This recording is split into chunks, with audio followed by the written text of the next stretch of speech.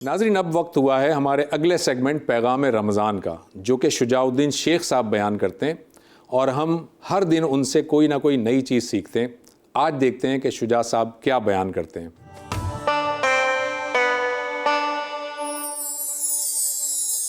الحمدللہ رب العالمین والصلاة والسلام علی سید الانبیاء والمرسلین، اما بعد، اعوذ باللہ من الشیطان الرجیم، بسم اللہ الرحمن الرحیم، انہ لقول فصل وما هو بالحزل، صدق اللہ العظیم۔ اللہم صلی وسلم علی نبینا محمد، رب اشرح لی صدری ویسر لی امری واحلل عقدۃ من لسانی یفقہوا قولی واجعل لی وزیرا من اہلی، آمین یا رب العالمین۔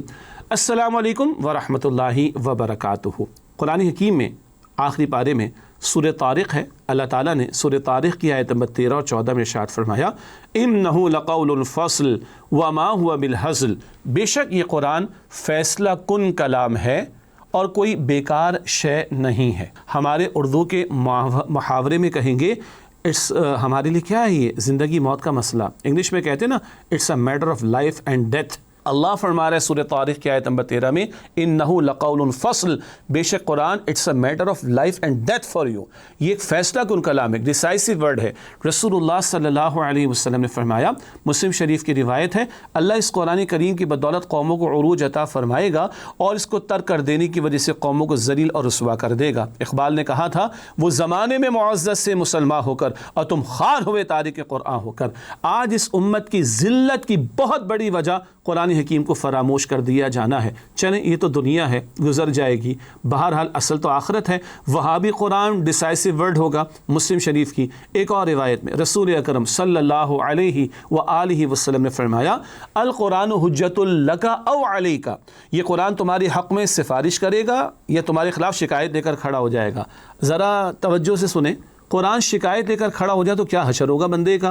اللہ کرے کہ قرآن ہمارے حق میں سفارش کرنے والا، شفاعت کرنے والا ہو جائے۔ تو انہ لقول فصل، سورہ طارق کی آیت نمبر 13، بے شک یہ قرآن ایک فیصلہ کن کلام ہے، ڈیسائسو ورڈ ہے، حتمی بات ہے، دو ٹوک بات ہے، زندگی موت کا معاملہ ہے۔ اس امت کا عروج و زوال قرآن پاک کے ساتھ وابستہ، اور اس امت کے ایک ایک فرد کے بارے میں آخرت کا معاملہ کیا ہے، یا تو تمہارے حق میں سفارش کرے گا یا تمہارے خلاف شکایت کرے گا۔ ہم کیا کر رہے ہیں قرآن پاک کے ساتھ؟ ہم کیا کر رہے ہیں قرآن پاک کے ساتھ؟ اپنے حق میں سفارش کرنے والا بنا رہے ہیں یا معاذ اللہ شکایت کرنے والا؟ کیا ایسا کریں کہ یہ ہمارے حق میں سفارش کرنے والا ہو جائے؟ تو ہمارے استاد ڈاکٹر اسرار احمد صاحب رحمۃ اللہ علیہ، ان کا ایک بہت ہی پیارا کتابچہ ہے مسلمانوں پر قرآن مجید کے حقوق، کبھی پڑھیے گا۔ بہرحال اس میں 5 حقوق انہوں نے قرآن پاک کے بیان کیے۔ آئیے مختصر میں آپ کے سامنے رکھ دیتا ہوں۔ نمبر 1 ایمان، نمبر 2 تلاوت، نمبر 3 سمجھنا، نمبر 4 عمل کرنا، اور نمبر 5 اس کے پیغام کو پہنچانا۔ دوبارہ ریپیٹ کر لیتے ہیں، ایمان، تلاوت، فہم، انڈرسٹینڈنگ، عمل، تبلیغ۔ قرآن پاک کا حق ہے اس پر ایمان زبان سے بڑھ کر دل سے بھی رکھا جائے۔ دل میں قدر و قیمت جس چیز کی ہوتی ہے نا، عمل ثبوت پیش کرتا ہے۔ 16 گھنٹے کی پروفیشنل اسٹڈیز ہم سب نے کی ہیں، اکثر نے، ہمیں پتہ ہے نا، ایک پروفیشن میں پرسو کرتے ہوئے اس کے اندر ایکسل کرنے کی اہمیت دل میں ہو تو 16-18 گھنٹے بندہ آرام سے اسٹڈیز کرتا ہے، راتیں کالی کرتا ہے پڑھائی کے اندر۔ اللہ اکبر، دل سے قرآن پر ایمان ہوگا تو حقوق ادا ہوں گے۔ اگلا حق ہے نمبر 2 تلاوت۔ تلاوت آداب کے ساتھ، تجوید کے آداب کے ساتھ، دیگر آداب کے ساتھ اور مستقل بنیادوں پر۔ نمبر 3 قرآن پاک کا حق ہے اس کو سمجھنا۔ جارج برنارڈ شاہ نے کہا تھا، when I read the Holy Quran there is no better book than the Holy Quran in the world۔ آگے کہتا ہے when I see the Muslims there is no worse nation than the Muslims in the world۔ Bernard Shaw کہتے ہیں جب میں مسلمانوں کو دیکھتا، میں جب قرآن کو دیکھتا ہوں اس سے بہترین کوئی کتاب نہیں، اور جب مسلمانوں کو دیکھتا ہوں اس سے بدترین کوئی قوم نہیں۔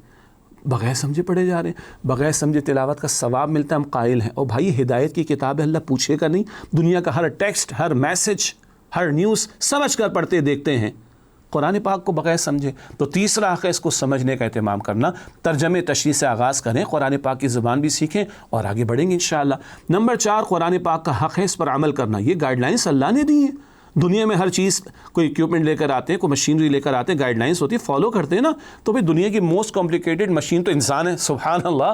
خالق نے یہ مینول دیا ہے، ہدایت گائیڈنس دی ہے، فالو کرنا ہے۔ اچھا، ایک ہے فوراً عمل کرنا اپنی انفرادی زندگی میں، نماز ادا کرو، سود کو چھوڑ دو، زکوٰۃ ادا کرو، جھوٹ کو چھوڑ دو، اینڈ سو آن۔ ایک اجتماعی معاملات میں، اسٹیٹ کی سطح پر، ریاست کی سطح پر، حکومت کی سطح پر، عدالت کی سطح پر اللہ کے احکامات کے مطابق فیصلے اور اللہ کے احکامات کا نفاذ، اس کی جد و جہد کرنا آج یہ ہمارا فرض ہے۔ ختم نبوت کے بعد یہ ہمارے کاندھوں پر ذمہ داری ہے۔ اور پانچواں قرآن پاک کا ہے، اس کے پیغام کو دوسروں تک پہنچانا، اس کی تبلیغ کرنا۔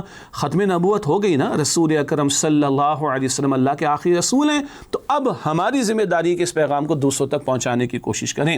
یہ 5 حقوق ہیں ہر مسلمان پر، اس کی استعداد اور کیپیسٹی کے مطابق عائد ہوتے ہیں۔ قرآن پاک پر ایمان، قرآن پاک کی تلاوت، قرآن پاک کو سمجھنا، قرآن پاک پر عمل اور اس کے احکام کے نفاذ کی جد و جہد، اور اس کے پیغام کو دوسروں تک پہنچانا۔ یہ کریں گے تو اس دنیا میں اس امت کو عروج ملے گا انشاءاللہ۔ یہ کریں گے تو کل قرآن ہمارے حق میں سفارش کرنے والا ہوگا، نہ کہ شکایت کرنے والا۔ اللہ فرما رہا ہے انہ لقول فصل، یہ قرآن پاک فیصلہ کن کلام ہے۔ وما ہوا بالہزل، کوئی ہزل، کوئی بیکار شے نہیں ہے، ورتھ لیس شے نہیں ہے جس کو نظر انداز کر دیا جائے، اگنور کر دیا جائے، بھلا دیا جائے، پس سے پش ڈال دیا جائے، جس کے لیے محنت نہ کی جائے، جس کے لیے صلاحیتوں کو نہ کھپایا جائے۔ نہ نہ نہ نہ، سب سے بڑھ کر آپ کی میری صلاحیتیں اس قرآن پاک کے لیے لگنی چاہیے۔ پھر حضور نے فرمایا صلی اللہ علیہ وسلم، خیرکم من تعلم القرآن وعلمہ، بخاری شریف کی حدیث، تم میں سے بہترین وہ لوگ ہیں جو قرآن حکیم سیکھیں اور دوسروں کو سکھائیں۔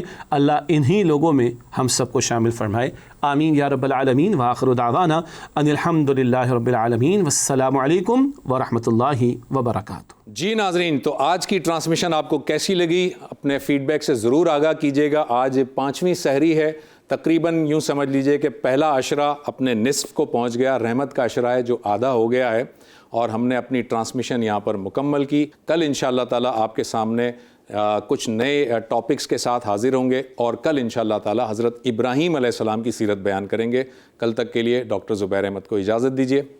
اللہ حافظ۔